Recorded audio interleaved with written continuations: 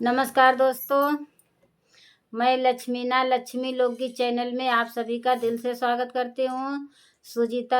Official या Sujita Yadav official के channel पे आप सभी का स्वागत है। मैं आप सबके बीच में लाना चाहती हूँ देवी पचरा गीत। ये हमारी देवी पचरा गीत पसंद आए तो लाइक सपोर्ट शेयर आप लोग ज़रूर करिएगा। कमेंट बॉक्स में ज़रूर बताइए देवी पचरा गीत कैसा लगा, और फुलवाज करके ज़रूर एक बार आप लोग सुनिएगा। माता रानी का गीत पसंद आए तो इतना इतना दुलार प्यार देना। सोना का रथवा चढ़िया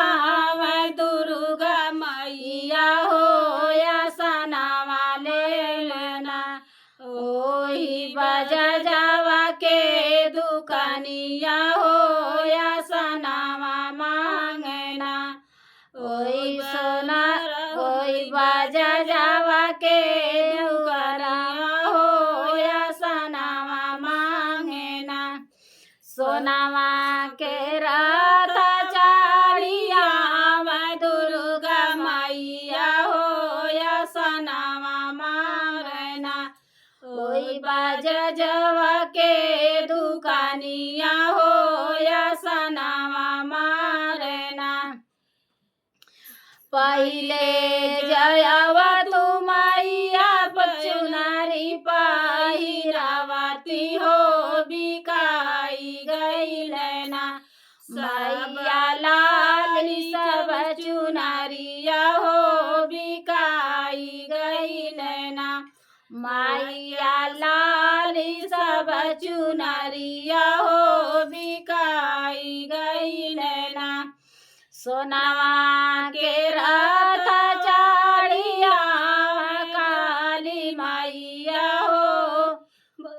सोनावा मांगना,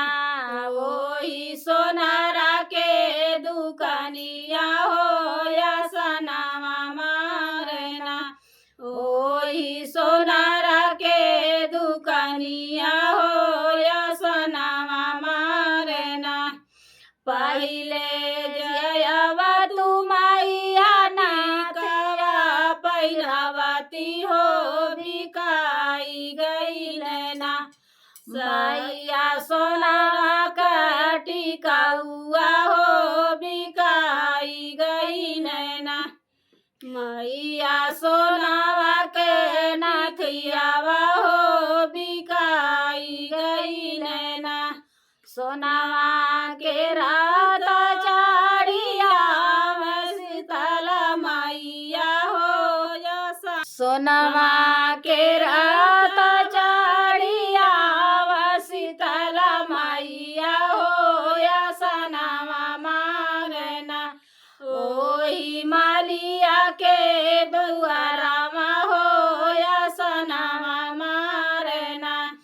ओही मालिया के उलावरिया हो या सनावा मारना,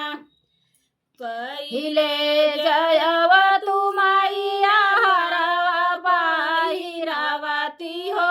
सुखाई गई लेना, मैया उल के फुलावा हो रोजाई गई लेना, मैया उल के फुलावा हो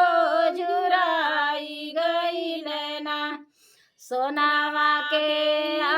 रथवा चढ़िया बसा तो मैया हो या सनावा मारना, ओही कोहरा के दुआरावा हो या सनावा मारना, ओही सेवक के दुआरावा हो या सनावा मारना, पहिले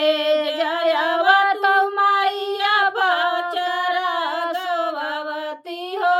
कि चली गई लेना, पहिले जयवा तू मैया काला साधरावती हो बिकाई गई लेना, मैया कलश सब दिया नामा हो बिकाई गई लेना,